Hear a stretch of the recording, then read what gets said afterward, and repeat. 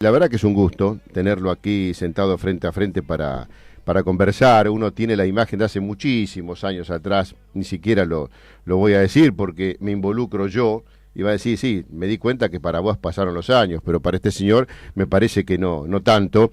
Cuando era ese patrón que tenía en la mitad de la cancha Gimnasia Esgrima La Plata, y yo siempre a veces hago ciertas comparaciones con jugadores de distinta época, se digo porque en ese momento, además de jugadores, eran hombres, ya hechos y derechos, que tenían la posibilidad de ponerse un pantalón corto, vestir una casaca y jugar al fútbol profesionalmente. Y digo por la relación a través de notas y todos que teníamos de jugadores que marcaron una época en Gimnasia por personalidad, por el temperamento y por el juego que desplegaba y cómo la peleaban en ese momento. Estamos hablando de Ricardo Cusenca, que está aquí sentado con nosotros compartiendo un café. Ricardo, gracias por venir, por dedicarnos este tiempo aquí para poder compartir un café y charlar un ratito de fútbol.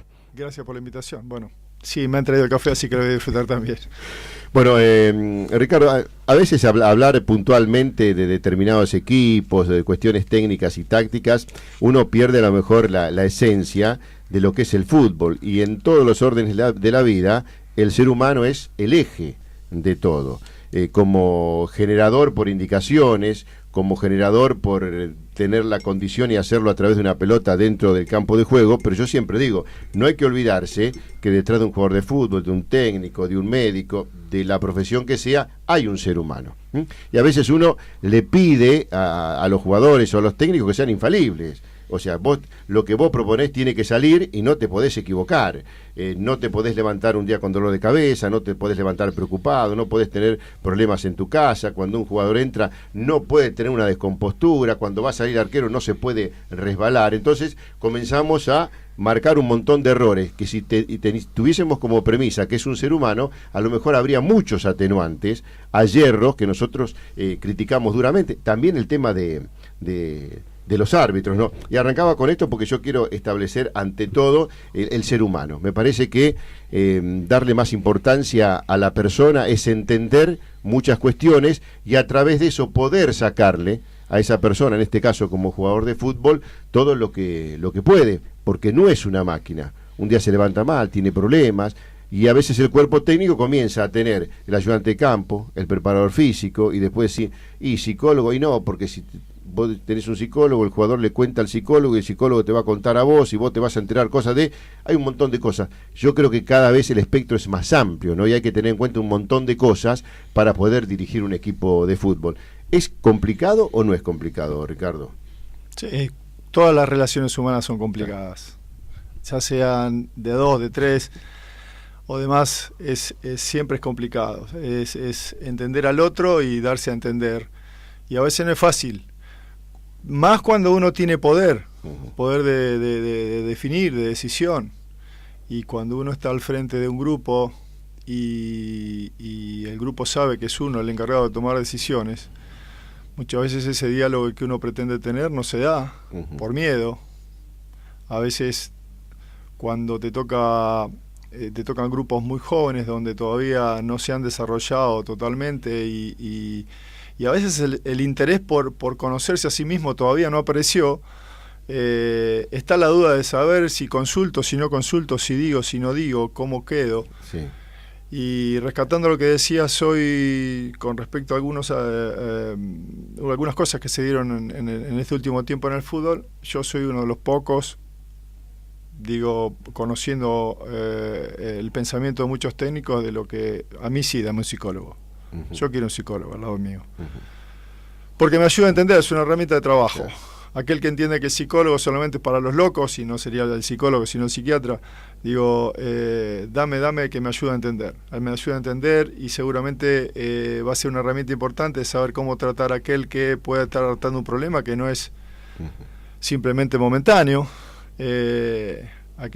Porque me ha tocado, tengo la suerte de haber trabajado con psicólogos y la verdad que he tenido la mejor de las experiencias. Por eso no es fácil principalmente convencer a quienes mandan y están por arriba nuestro, que son los directivos, de saber cuán importante hoy es abrirse al mundo y saber que las relaciones humanas cada vez son más difíciles y que el psicólogo nos puede llegar a entender un poco más del otro sin decirme qué es lo que le pasa al otro, simplemente comentándome que tiene un problema. Ya con eso es suficiente de saber cómo lo debo tratar. Claro, yo coincido plenamente con vos, pero he escuchado otro comentario donde dicen, no, ¿sabés qué pasa? El jugador no tendría una gran confianza con el psicólogo porque pensaría que después le va a contar al técnico y el técnico se enteraría de muchos problemas, pero a lo mejor el psicólogo le puede dar una solución a ese problema y el técnico, al saber el problema que ese jugador tiene, le puede generar un campo para que sea una solución dentro del campo de juego y no discriminarlo, decir, no, mira, si tiene problemas a mí no me sirve, cuando esté bien de la cabeza tráemelo, ¿no?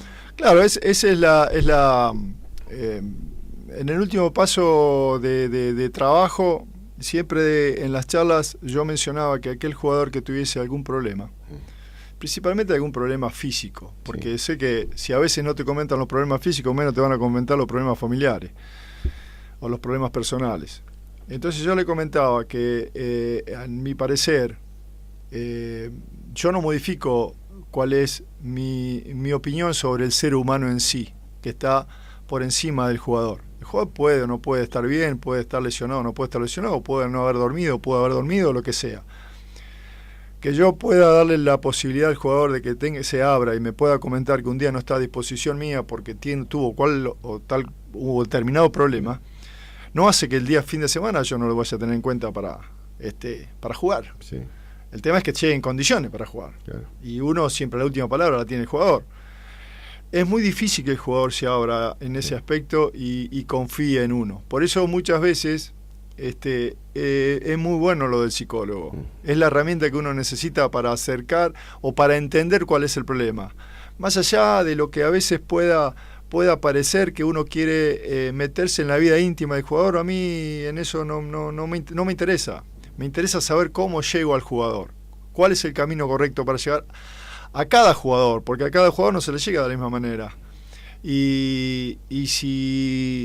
Porque me ha tocado pasar, cuando he tenido trabajar con algún profesional, de tener esa posibilidad neta de saber si el jugador se levantaba o no se levantaba bien y cuál indicación o de qué manera yo indicaba las cosas. Claro.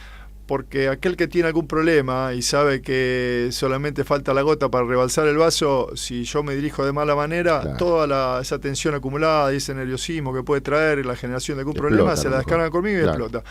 Entonces para eso me sirve para entender, para saber cuáles son los gustos, en dónde se siente cómodo, porque para trasladar esa información a veces no solo basta con el ayudante de campo, con el preparador físico. Sí.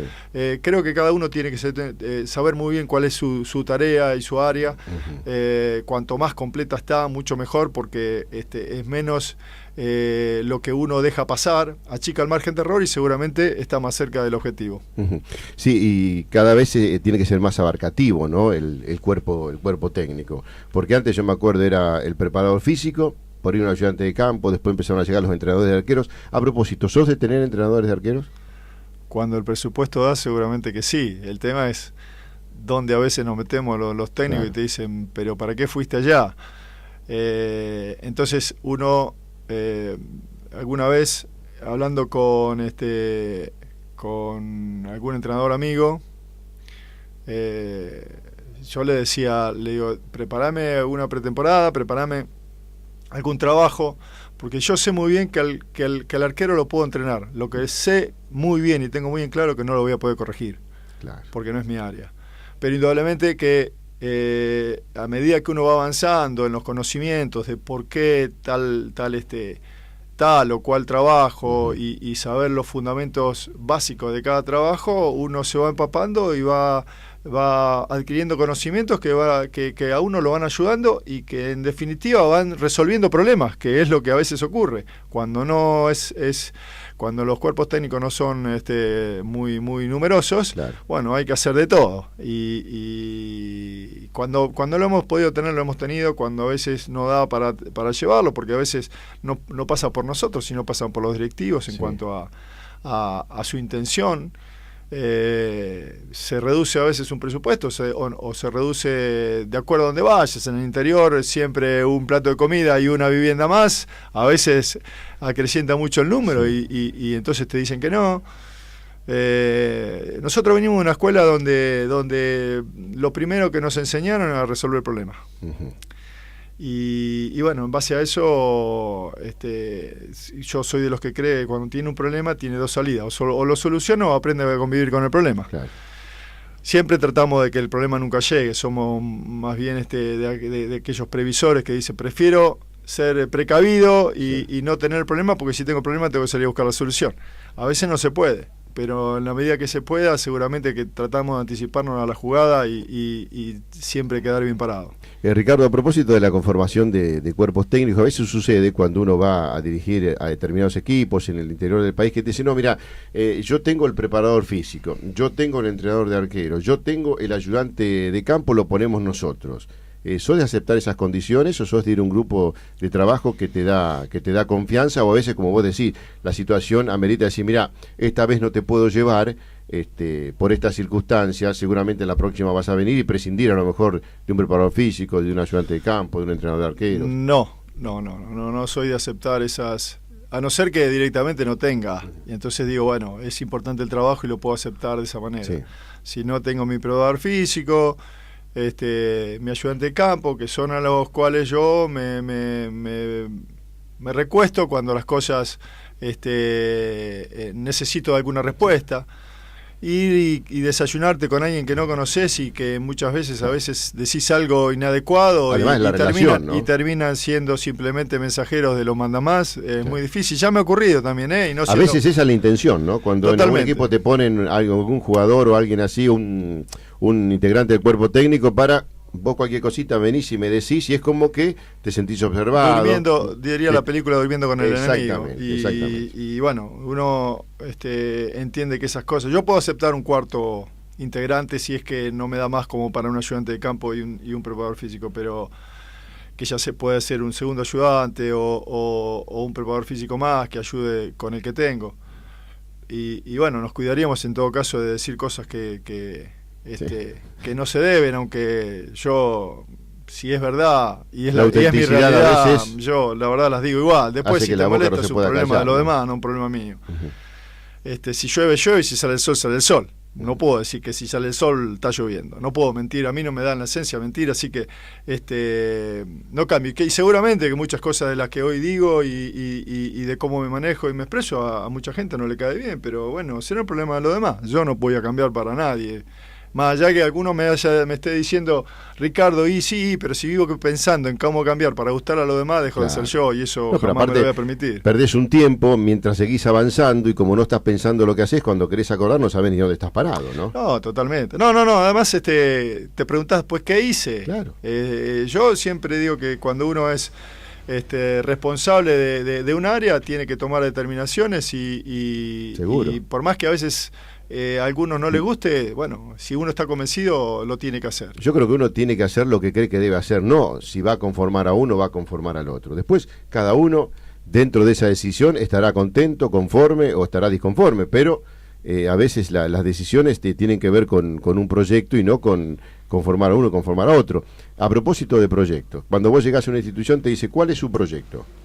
Entonces te piden que elabores un proyecto, pero sabés que si al tercer o cuarto partido no ganás, este proyecto que vos empezaste a lo mejor de abajo, con la posibilidad de equivocarte, de tener errores en elección de jugadores, de perder algunos partidos en el comienzo, pero vos sabés que los frutos están, ponerle de mitad de campeonato, de 10 partidos para adelante, pero a veces no podés llegar. No, las presiones son muchas en el fútbol, y menos a nivel primera división, a nivel profesional, los proyectos son una mentira, sí. Hay que ser sinceros. Proyecto se puede proyectar en un fútbol amateur donde hay una formación y demás y hay un proceso de trabajo que puede determinar que alguno de todos los que tenés lleguen las condiciones que tenga que tener, las que quiere ver todo el mundo en un campo de juego con un jugador profesional, pero en fútbol profesional no, es el día a día, es el resultado, y si no lo conseguís estás con un pie afuera, y si lo conseguís podés volver a meter los dos pies adentro. Es como es el fútbol hoy, es esto, es el resultado, no le busquemos, esto es una frase hecha, pero sí. Es la realidad. Yo no hablo de proyectos, yo hablo de día a día, y cuando me preguntan, ¿estás contento porque ganaste? No, estoy tranquilo, porque eso me dio por ahí la posibilidad de trabajar una semana más. Claro. A propósito de de los conocimientos, de los conceptos que uno elabora para conformar un equipo y para obtener resultados. Me parece que el equilibrio, la cuestión mental y el tema anímico está prácticamente a la par de lo futbolístico, ¿no? Tanto en el cuerpo técnico como en los jugadores. Somos los que damos el ejemplo. Siempre le digo a la gente que trabaja conmigo que nos guste o no, predicamos con el ejemplo. Yo no puedo hacer algo que se lo estoy impidiendo al jugador, porque me va a decir con todo derecho, ¿por qué vos sí, yo no? Más allá de que yo pueda decir porque yo tengo poder, sí. Pero ese es abuso de poder.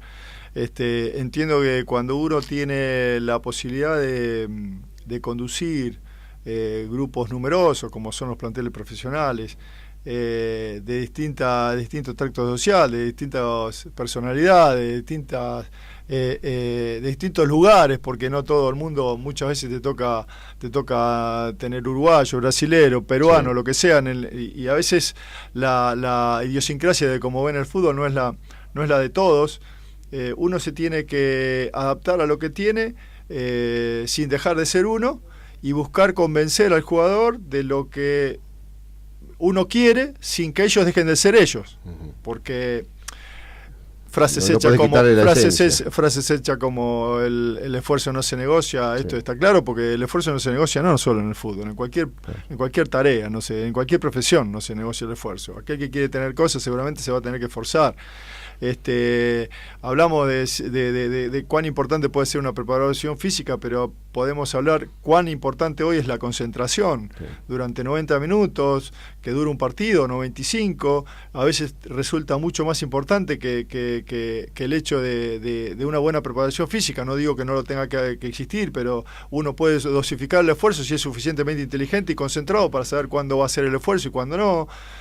Hay muchas cosas que uno tiene que ver y se las tiene que hacer entender al protagonista, que es el jugador, y a veces puede y a veces no. El jugador no entiende. El jugador entiende que tiene que correr muchas veces detrás de una pelota, sí. Y esto, por más que a alguno le pueda caer mal, es así, y cuanto más al interior y más se aleja del capital, más difícil se hace la tarea, porque está el conformismo y está el hecho de creer que porque han jugado algún torneo bien.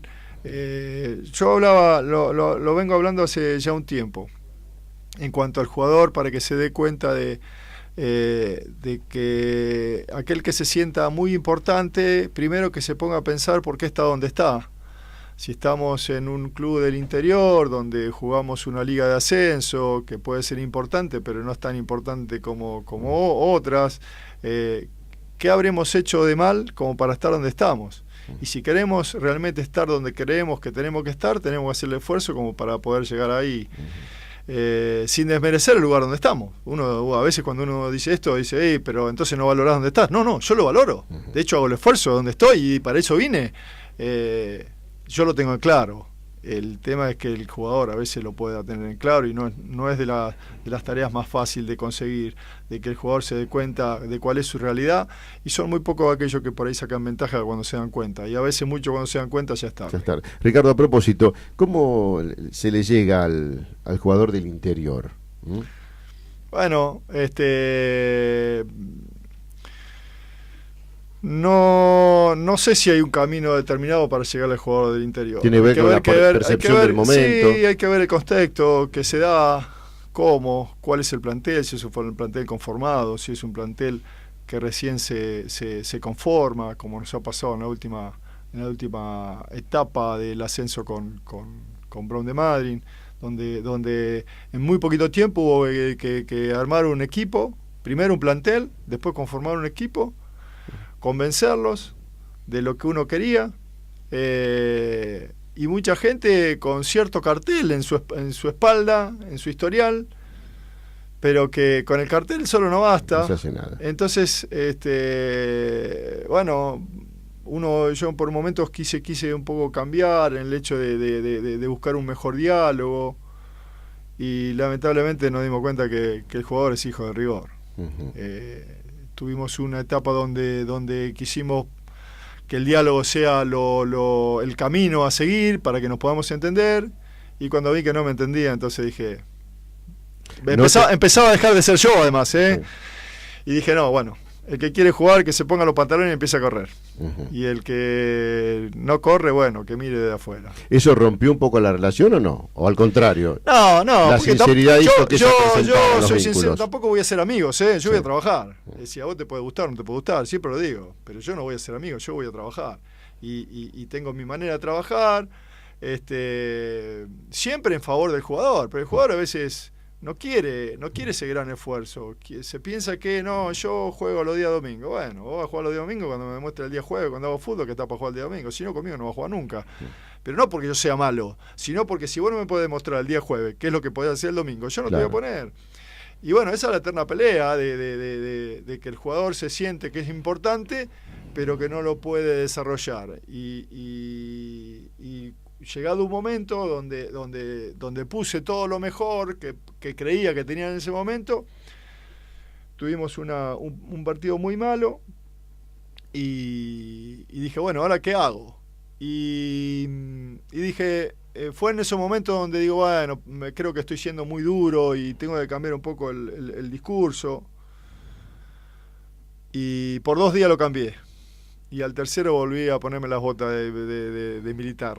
Porque entendía que primero estaba dejando de ser No te yo. sentías cómodo, no eras No me sentía auténtico. cómodo.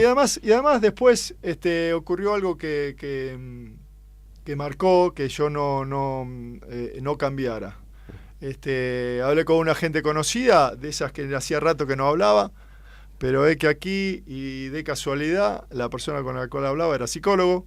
Uh-huh. Así que comentando un poco, él me comentaba sus problemas y yo le comentaba los míos.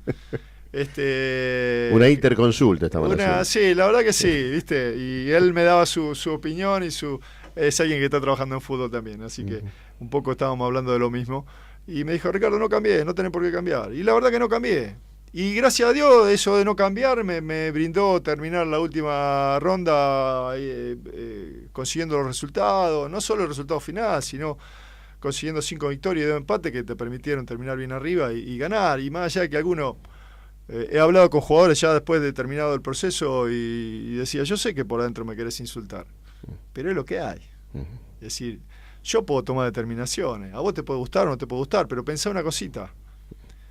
Vos pensabas que si no jugabas el equipo no iba a ascender, y vos no jugaste, el equipo ascendió. Pensá muy bien qué tan importante sos, como para pensar que si vos no jugás, el equipo no iba a ganar. Hay cierto vedetismo allí de figuras, entre comillas, del interior, jugadores que tienen unas raíces ya echadas allí, que son reconocidos, que tienen un derrotero muy importante por todo el interior. A ver, el vedetismo en sí no se demuestra tanto como lo que puede representar la palabra, pero sí es como que son los reconocidos del pueblo. Claro.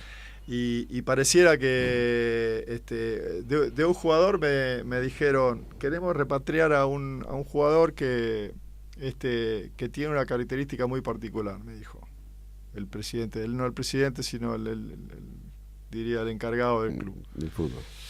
Y me dice, mirá, este jugador tiene las características de ser un jugador muy con mucho desplazamiento, con mucho quite de pelota, pero es el único tipo del cual yo conocí que se genera trabajo solo, porque la quita y se la da lo contrario. Y bueno, era uno de los reconocidos del pueblo, diríamos, porque había nacido ahí, y era cierto. De 3 pelotas que robaba, 2 se la daba lo contrario.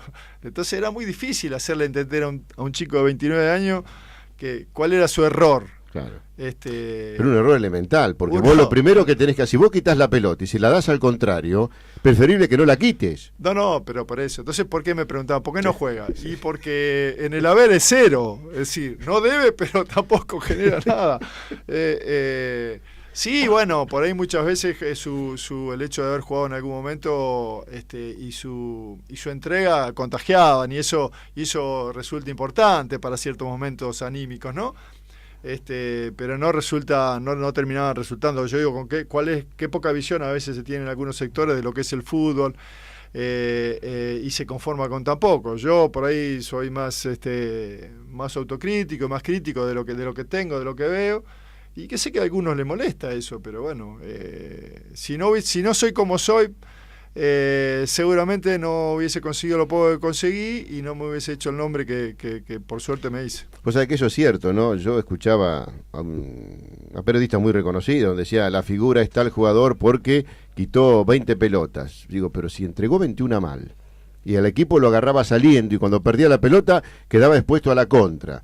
Después cuando escucho que victorian a jugadores porque tienen un gran despliegue, quitan una pelota, se tiran al piso, y el tema es que queda fuera de competencia porque se tiró al piso y la pelota o es lateral para el otro, pero nunca se la dan al compañero. Yo creo que lo elemental, cuando una vez se dice los de azul y blanco a los de azul y blanco y los de rojo y blanco a los de rojo y blanco, parece una frase hecha, pero por momentos en el partido es así. Yo quito la pelota y se la voy a dar al que tengo más cerca, después me muestro como alternativa, él decide a quién se la da, pero me parece que eso es esencial para que juegue en la mitad de la cancha, es quitar, dársela al que sé que se la voy a dar más, ya que por ahí puedo arriesgar, generar con un pelotazo, un cambio de frente, cualquier cosa, y después mostrarme como alternativa. Pero no es cuestión de correr, tirarse al piso, sacar la pelota y dársela al contrario. Porque ahí estoy perjudicando al equipo, ¿no? No, esto está claro. Y no es fácil, ¿eh? Sí. No es fácil, porque siempre el jugador entiende que cuanto más tiempo tiene además la pelota a los pies, mejor juega. Y yo digo, que cuando más corre juega, la pelota. No, pero no es el que juega mejor el que más tiempo la tiene, sino que el que mejor la distribuye. Claro. Y pareciera que le cuesta entender, a muchos le cuesta entender. Hoy creo que uno cada vez que le toca conocer un plantel siempre encuentra de aquellos que lamentablemente no entiende cuál es el concepto. Y hay muchos que, peor aún, no solo que no entienden cuál es el concepto en cuanto a cuando tenés la pelota, sino el concepto táctico de cuál es la posición y de qué cosas sí, de qué cosas no, sino que agravan una situación. Por eso hay jugadores con, yo le decía hace muy poquito con un jugador, le digo, sí, pero este jugador sí, decime qué es lo que tiene. Defender no defiende, dinámica para ataque no tiene. Dice que le pega bien a la pelota, pero de 10 pelotas le pega 2 bien. No puede jugar lateral, no puede jugar volante, no, digo, para vos puede jugar lindo porque es zurdo, pero ¿y dónde lo pongo? Entonces, es como que yo digo, hacé una cosa bien solamente, entonces te vas a vender por esa cosa bien, y yo voy a poder ponerte por esa cosa bien, y no por un montón de cosas que decís que haces bien y no haces ninguna. Entonces, el jugador a veces no entiende cuando uno se enoja, porque realmente uno se enoja, porque lo vive intensamente, porque en su tiempo, hace tiempo, uno vivió de la misma manera que están viviendo ellos un partido, y yo me enojo, y agarramos en el concepto de decir, no metamos la pelota para adentro, porque cuando te la cortan ya no juegas más, bueno, de hecho hemos padecido y nos han hecho goles por errores conceptuales que para mí son ABC, y cuando veo que son jugadores de 22 o 23 años y cometen esos horrores, no errores, te dan ganas de pelearlos, porque la verdad que juegan con el esfuerzo de todo el mundo, juegan con la plata de todo el mundo, y no se dan cuenta, y lo peor que puede suceder, que yo digo que he sido criticado mucho en este último proceso, yo hablaba mucho de la autocrítica. Si no tenemos autocrítica, nunca nos vamos a dar cuenta qué es lo que hacemos bien y qué es lo que hacemos mal. Sí, eso es cierto. Y yo tengo autocrítica y decía, he hecho mal, pero si hiciste la cosa, bueno, la he hecho mal. Quiero ver cuántos de ustedes pueden tener y decir, reconozco mi error. No, nadie reconoce el error, siempre el error es del otro. Que uno aprende de los errores. Si uno no se reconoce el error, difícilmente puede aprender. Ricardo, muérete un segundito, tenemos que ir a España, tenemos un contacto con Luciano Cuello, el príncipe Cuello, va a estar peleando el próximo viernes 18, va a estar peleando allí a las 6 de la tarde con Rafael La Roca Chiruta, un rumano, y es un gusto tenerte en este momento, Luciano. Gustavo Sacañino, estamos charlando aquí con Ricardo Cusenca en este café de por medio. ¿Cómo te va, Luciano? Ídolo, todo muy bien, ¿cómo andás vos? Bien, ¿cómo estás ahí? ¿Cómo te estás preparando para esta pelea el próximo viernes? Bien, a pleno, mejor que nunca, ya con días de anticipación tocando el peso ya en categoría, así que más motivado que nunca y con muchas ganas de volver arriba al ring. ¿Qué sabemos de este rumano Chiruta de apellido? Rumano viene o sea, tiene su última pelea perdida en Francia por puntos, en una pelea muy pareja, viene a ganarle a dos compañeros míos aquí de España, a Daniel Pérez Salido y a Rubén Barón. Así que nada, es un boxeador fuerte, que va para adelante, que tiene la mano derecha muy picante y bueno, y poco más. ¿Esto qué significa para vos? Tenemos entendido que está Molina dando vuelta por allí, la posibilidad de un título internacional, de un título del mundo. ¿Qué significa esta pelea para vos, Luciano? Y la verdad que primero es volver de vuelta a boxear acá en España para mi gente de aquí, que hace rato que me lo estaban pidiendo.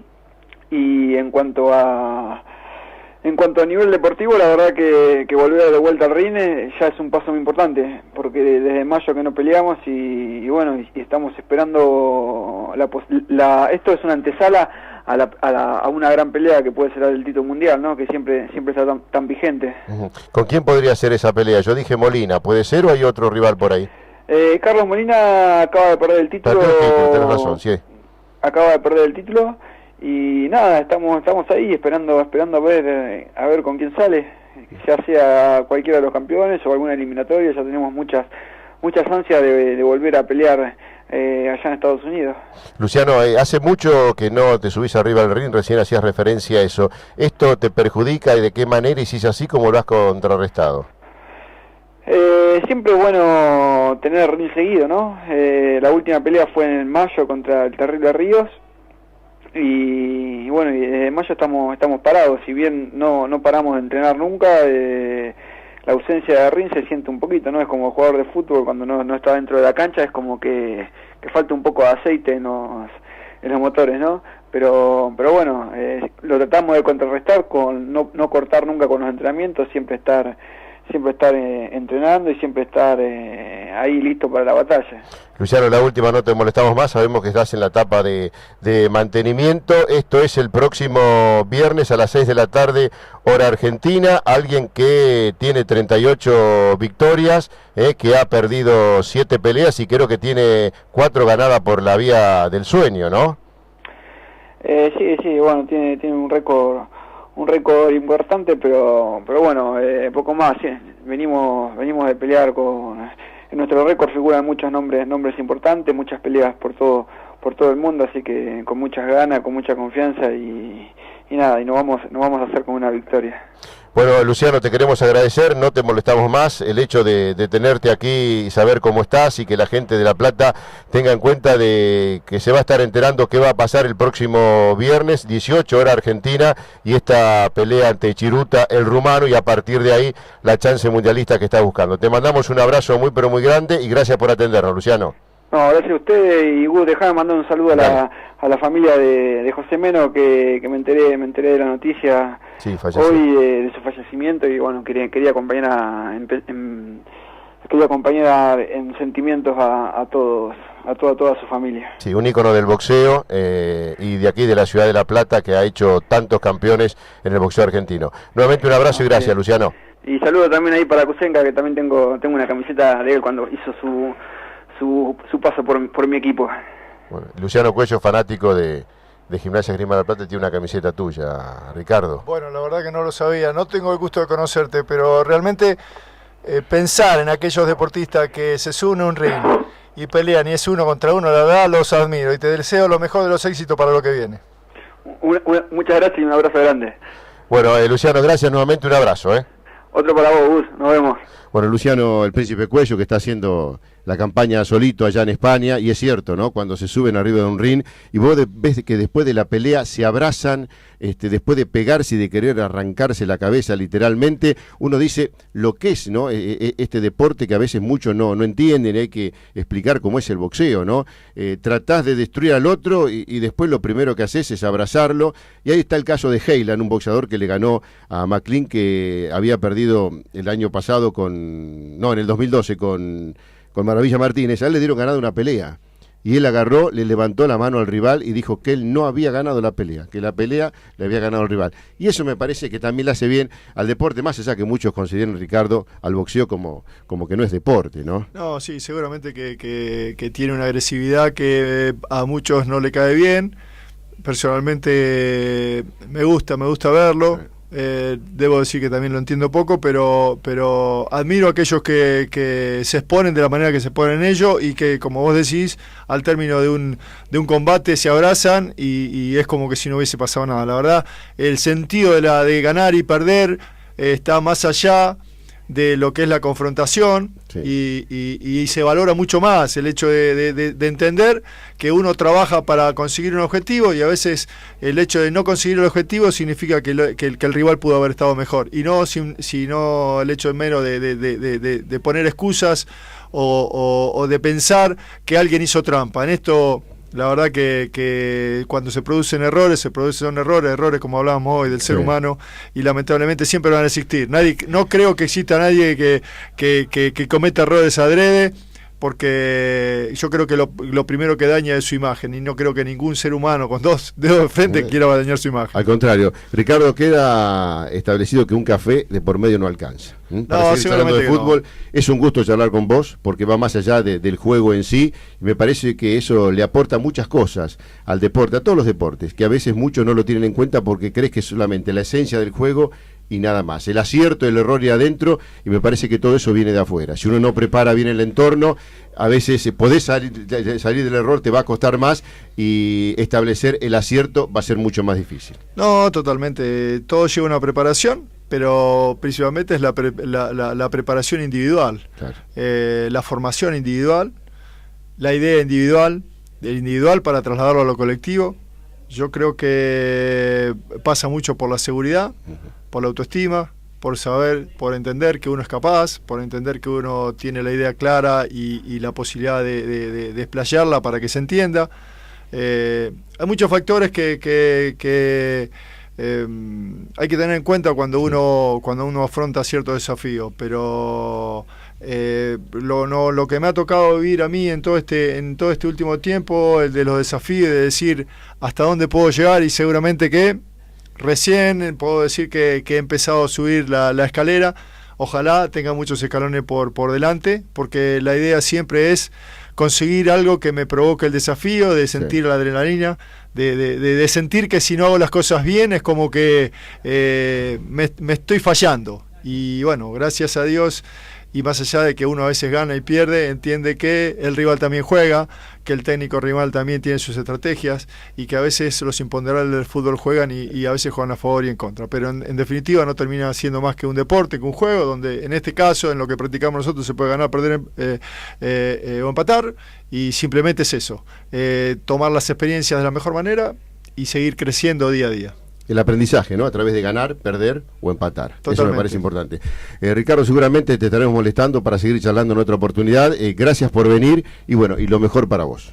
Te agradezco por la invitación. Siempre es bueno hablar de fútbol, de deporte, y de principalmente de aquellas cosas que la gente por ahí a veces no tiene tan en cuenta, que es las que tocamos hoy, en función de desde dónde se arranca todo esto, desde el ser humano mismo. Me parece que es fundamental. El que no entiende que todo empieza desde el ser humano, me parece que está equivocando el camino, ¿no? Y sí, no entendería muchas cosas que al entenderlas le permitirían corregir y a lo mejor encauzar el camino o reafirmar el que está siguiendo. Totalmente de acuerdo. Gracias, Ricardo. No, a vos. Bueno, le pedí